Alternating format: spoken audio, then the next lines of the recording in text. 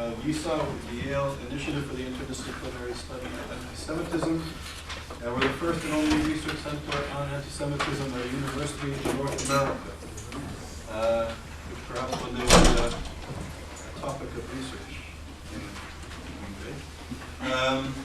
Today, as you know, it's been actually a full day at YIISA. We had some scholars from Berlin who were here, who are running a non-governmental organization that does research and actually work in areas of anti-Semitism and racism and neo-Nazism in Germany, which was interesting. And then we went to hear Judge Richard Goldstone, who spoke about issues of international law, crimes against humanity, etc., which if people read the Goldstone report, you know what I've been speaking about.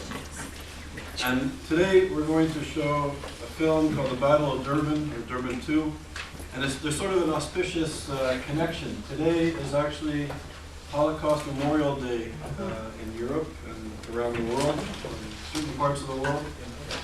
Today, Netanyahu was in Auschwitz speaking. Shimon Peres was in the Bundestag speaking. He actually said Kaddish in the prayer for the mourners in the Bundestag.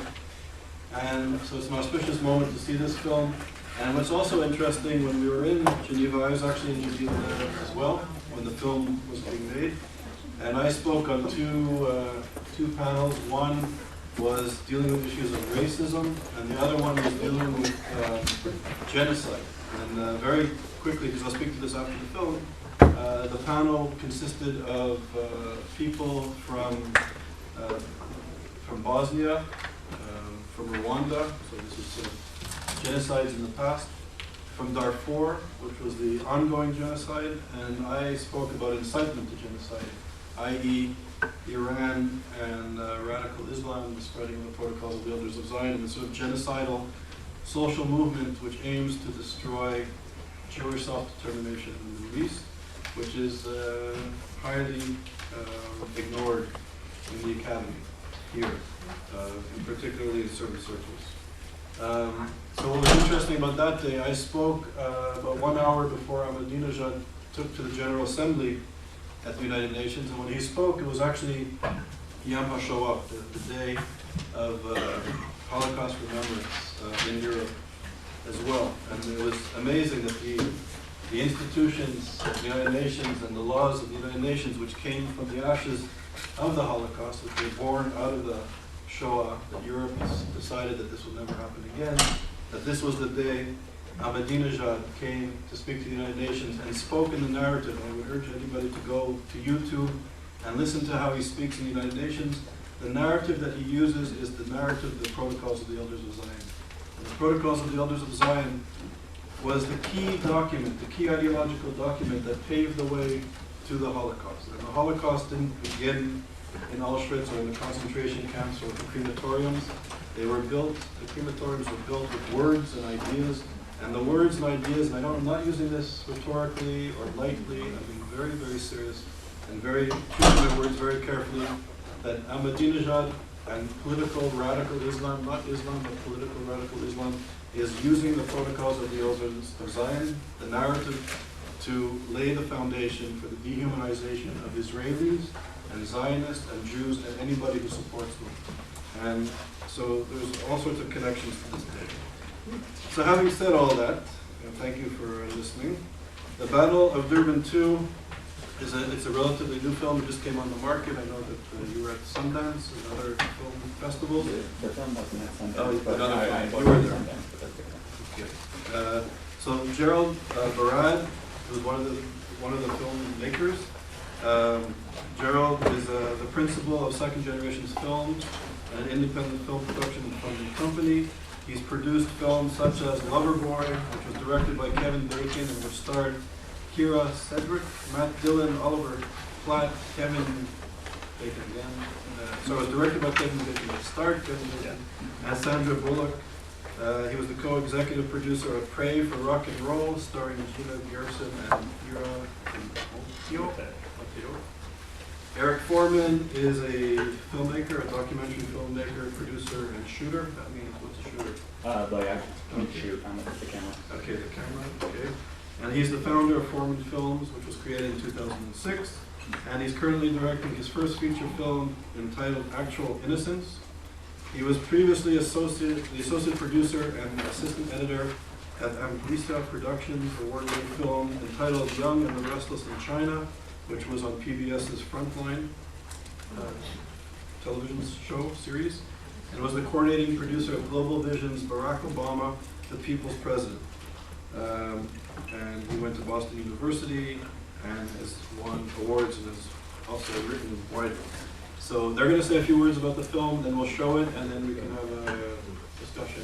And I think it's small enough and intimate. If you want to eat while we watch, feel free to make yourself at home.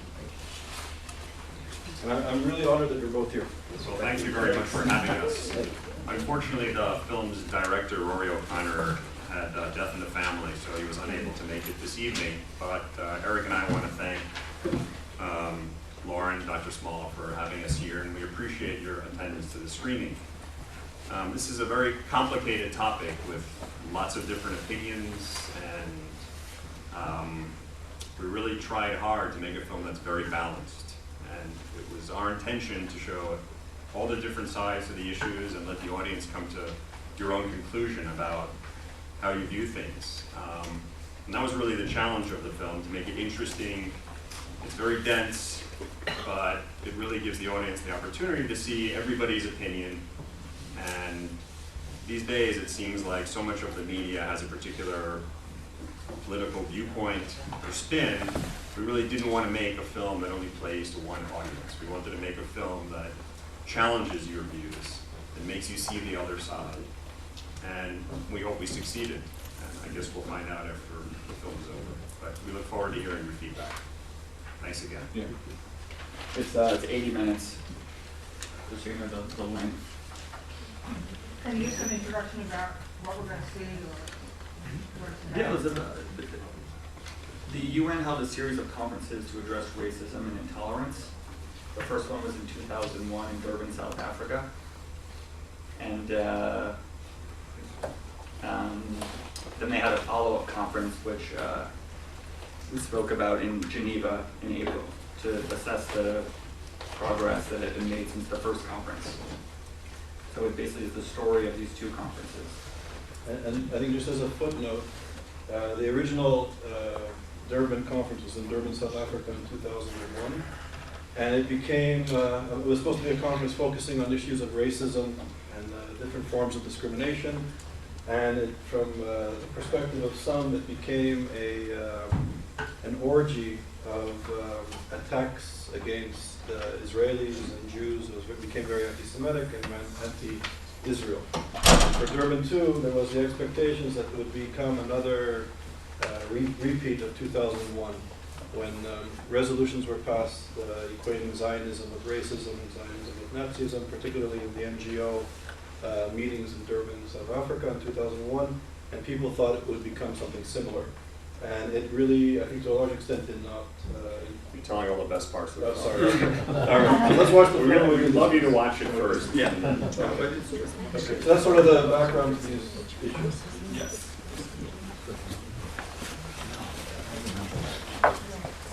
Including remarks in 2 or 3 minutes, bear with me, and then we can speak to the filmmakers. I think having been there, there's some issues. First of all, I thought it was a great film. You captured Durban well and the issues well, so congratulations. That's the first issue. Just 2 very quick points. I think my only sort of comment, I hope there isn't inequality placed to the Palestinian-Israeli conflict. I think at one level there's a conflict over a 2-state solution, over land and territory. On the other hand, on the other hand, there is a rise of radical Islam, which obviously Ahmadinejad portrays. And when NGOs and people speak about Israel as an apartheid state or a Nazi state, it has to be understood that if Israel is an apartheid state, if Israel is a Nazi state, what we do with apartheid and Nazi states is to dismantle it. And that the fact that at least groups like Hamas, Hezbollah, and Iran, and others cannot, on a religious basis, on ideological basis, permit others non-Muslims to have self-determination in what they consider to be Islamic land, I think puts the issue into a certain context that we must address. And what also sort of resonated for me, I was the chairperson of the African National Congress Solidarity Committee of Canada. I was invited to South Africa by the ANC on 2 occasions and was proud to be a part of the anti-apartheid struggle. And the reason why I felt very not only comfortable, but I think honored to be part of the struggle, is that when you read the South African Freedom Charter, and it'll take you a few minutes, you should read it, the South African Freedom Charter, which united the anti-apartheid movement and the anti-apartheid organizations to fight and dismantle the apartheid state and system, was in broad terms, a social democratic document. That it believed in social democracy, it believed in equality of all citizens under the same law. And as a Canadian, as a Jew, as however I identify myself with, it's something that I felt very strongly about and committed to. Please read the Hamas Charter. Please read the ideology of Hezbollah, Hamas, Iran, and other organizations that literally call for the killing of Jews in their constitutions. And for people to say that Israel is an apartheid racist state, or it's a racist state, and to frame it in sort of this sort of relativist Palestinian versus Israeli conflict, I think is extraordinarily misleading, and we really need to put things into context. On a positive note, and just briefly, which I don't think was really captured in the film, for the first time in the struggle against the so-called new anti-Semitism, at the Geneva conference, it was amazing that there were hundreds of young Jewish people from Israel, from all over Europe, and a few from North America, working with people from Rwanda, Darfur, from Berbers from North Africa, women's organizations, gay organizations. There was a coalition of people that emerged that were, and I'm sure you experienced it, that I think and I hope is a spark to fight against not Islam, but radical political Islam that is jeopardizing not just the Jewish people in the state of Israel, but even more of its victims are Muslims in many Muslim societies. And there was a spark in Geneva, and it was amazing to be a part of that, I think maybe birth of some networking and contacts between different organizations that is continuing, I think it's even building. So that was on the positive side. So those are my only comments, and you guys should come down and take questions or comments. Sure. Something you want to say or take questions? Yeah. Please, people feel free.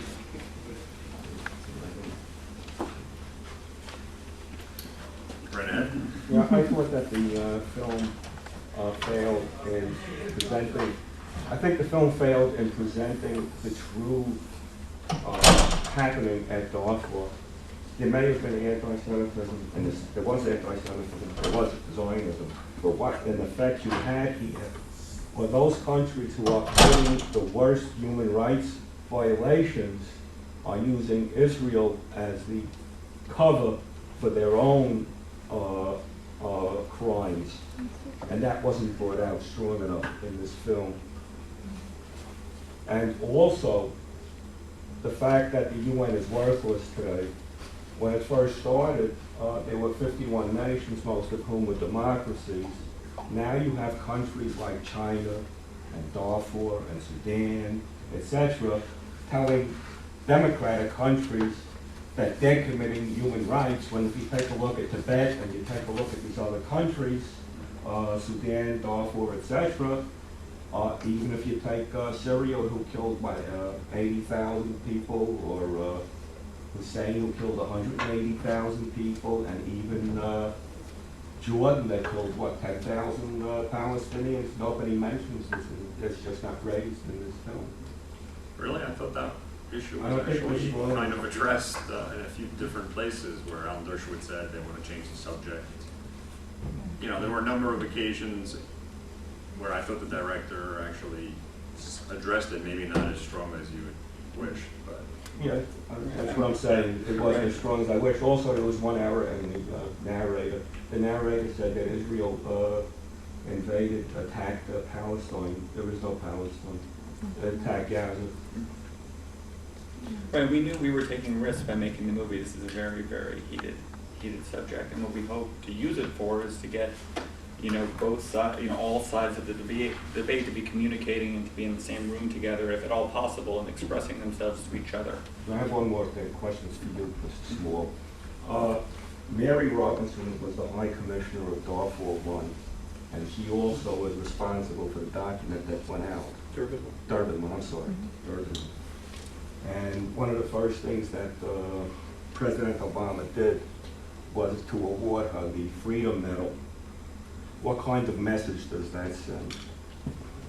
Problematic one. Yeah, I would second those comments very strongly. I think by going more behind the scenes and looking at what's going on worldwide as background to these conferences, a more realistic story could have been told. For example, Robert Mugabe, I spent 10 years in South Africa and saw from the breakdown in Zimbabwe, knew constantly, what was going on there, because we had Quaker organizations there trying to function. And Robert Mugabe, he's a prime example. He's a vicious anti-Semite. He wishes that Hitler had succeeded. He thunders about the Palestinian problem. And one human rights organization, did a study and found that 1 in 5 people in Zimbabwe had been tortured, had been physically abused by the regime. I mean, can you imagine that statistic? And living there, or living, or having your friends and co-religionists working there, trying to build up that economy and to build up civil rights in that country, and to know that they're constantly being harassed, some are kidnapped, some are raped, some are shot. And his covers the Palestinian Israel conflict. It's just, the outrage of it was, I think, not sufficiently covered on this film. Okay, I thought a lot of that was kind of addressed in the second conference, not the Israel review, the second conference. The Geneva Summit. The Geneva Summit. There was actually somebody from Zimbabwe who spoke, and then there was a woman from Iran talking about the human rights abuses in Iran. I think, we have to make choices just because you only have so much time, and the film is incredibly dense as it is, and we also have to try to keep it visually interesting. So I think the director had to make certain choices as to how deeply to get into every issue. Yeah, but I think the full absurdity can really be heard from the dictator's mouth. And I would have liked to hear something of Mugabe's many statements on this issue. I thought you did a phenomenal job with the film. I'm a junior political science major. I thought I was pretty well informed, and I had no idea the extent to which Durban 1 was hijacked by protesters on the streets and people screaming the anti-Semitic, anti-Zionist rants. I think it did do a good job of conveying the fact that, this obsession with every move Israel makes is really impeding the international community's ability to address issues of true import, like in Iran and in Darfur. And I think, just like having the captions and the subtitles showing when like the Syrians, the Iranians, and others were speaking, and kind of showing how hypocritical they were being was very powerful. Thank you. This is Director Professor Small. The notion that Israel is an apartheid state, can you, Jimmy Carter wrote a book several years ago making that claim. Can you explain, there must be some argument that says that. So could you explain the argument that claims that and then refute it? You want me to explain why Israel is claimed by some people as being an apartheid state? Right. What is the basis, for example, that So former I don't want US to. president? Okay, so I don't want to give a whole lecture on this, and I don't want to deflect the film. But please. Because I really felt that one of the things the film, you can't have everything in the film, but somebody, as an educational tool, somebody might not, you just hear all these slogans over and over again without really knowing what they mean. Which, just to preface the explanation, is what most people experience. It's just slogans. they don't really realize the meaning behind like the word Well, Nazi. the film doesn't help that. But that wasn't your aim of the film. Right. Yeah, I think the film actually helps a lot putting light on what's going on. It's a very important, I would say, global movement of dehumanizing and delegitimizing Israelis, Israel, and the Zionist enterprise. And to call an entity's an apartheid entity or a Nazi entity, as I was saying earlier, ultimately, if it is an apartheid state, if it is a Nazi state, you have to dismantle it. And the people who are claiming that Israel is an apartheid state or a Nazi state have as in its agenda to dismantle the state of Israel and to destroy it. No, but are so- the second-class citizens, are Palestinian second-class citizens, do they so not have rights? That's another question. So if you want to talk, so Israel is a social democracy. Everybody has the right to vote. Everybody, the Muslim Brotherhood is in the Knesset. There's many parties and many representations. Now, is there inequalities and contradictions in Israeli society? Of course there is. But to say that it's an apartheid state is, factually incorrect, and it's not a Nazi state. It's a social democracy with problems and contradictions. Just like perhaps New Haven. The fact is in New Haven, the majority of people in New Haven do not have proper health care. The disparities in education. New Haven has a literacy rate of less than 25%, with Yale University in the middle. But nobody's talking about New Haven as being an apartheid state or destroying New Haven. So we have to understand the ideology of those people, I think, pushing the delegitimization of Israel. And of course, it's not an apartheid state. But I think it's very important to put this into context and to see who's behind this sort of propaganda war in trying to destroy the only imperfect democracy in the region and why they're doing it. And on one more note, I'm going to have to excuse myself because I'm actually late for an important meeting. And I just want to thank you, and please continue to discuss and more. Thank you. Yeah. Just one quick statement on that is, what you realize is so much of this isn't about the truth. It's about who's controlling public relations and who's controlling the dialogue. So it almost, which is fascinating. Whereas many people would ask, is it apartheid? Is it not? It almost doesn't. It's about who can get, the word on the radio waves and who can get the word printed on the papers and have it echo through the dialogue. And I also think it was important for us to show that the Palestinian people are suffering. They're human beings. They deserve relief.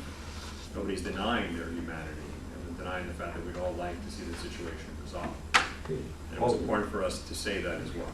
On a technical question, were you denied access to many parts of the Durban 2, and how did that affect the film? Well, we were accredited. I mean, the UN was very nervous, especially with all this heated buildup, countries deciding whether to attend, not to attend, whether to let the media in, especially with cameras. They were watching what we were doing, and as they grew to trust us, started granting us interviews with people actually within the Secretariat and Department of Public Information, etc. But, so there was the main conference in the main room, and then there was these side events kind of down the hall. They didn't want us in the side events for whatever reason, then they did. It was tense. It was definitely a struggle. There were certain... Did you have to negotiate with much of your access? Or was it, if you could get in, you could get in? Yeah, complete negotiation. Yeah, there was security. Some people we had to ambush the Iranian diplomat.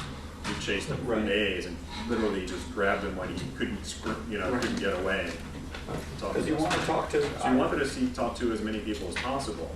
But some people were reluctant. They see cameras. They wonder what your agenda is, and so there was definitely some reluctance. Someone like there was a Boyarsky woman. Okay. She looked like she had a desire for stardom in this. In other words, did someone such as her volunteer herself for her views on things, or is she I don't want to use the word accredited representative, but sort of a well-known representative of her views? She was not easy to get, even though it may seem like she really enjoyed it. She was not easy for us to get on film, but she's known in UN And I've served heard as of being it. a very severe critic of the United Nations. I just heard you say that the Palestinians, nobody denies that the Palestinians are suffering. Why are they suffering? Who's causing this suffering? There's a lot of different, Well, give me one. why are they suffering? Yeah, why are they suffering? You know, they're denied, you know, checkpoints in and out of Israel, you know, are hard to deal with on a daily basis.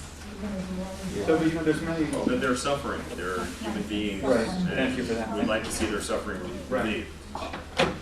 You know, And you know, we'll take a couple more questions. I also, you know, if you enjoy it, if you didn't enjoy it, you know, please like write about, you know, your criticisms of it.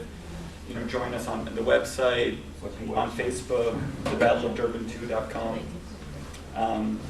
You know, if you're interested in this type of dialogue and improving this type of dialogue, you know, please help us. We're just trying to gain some momentum in this film. It's not for everybody, but you know, hopefully we can use it as an educational. Anybody else? any other questions? I would just say one thing, before you leave, if you could please sign up, if you just want to have attendance or not leaving. If you want email, that's fine. Right. We just would like to have as a signage. Right. I could also think this is the company who made the film called Global Vision and Second Generation Films. If you want to get in touch with the company, ask any more questions, figure these out, take it forward. And Well, we thank you for coming. We thank you for bringing your film to YIISA, and we hope you enjoyed it.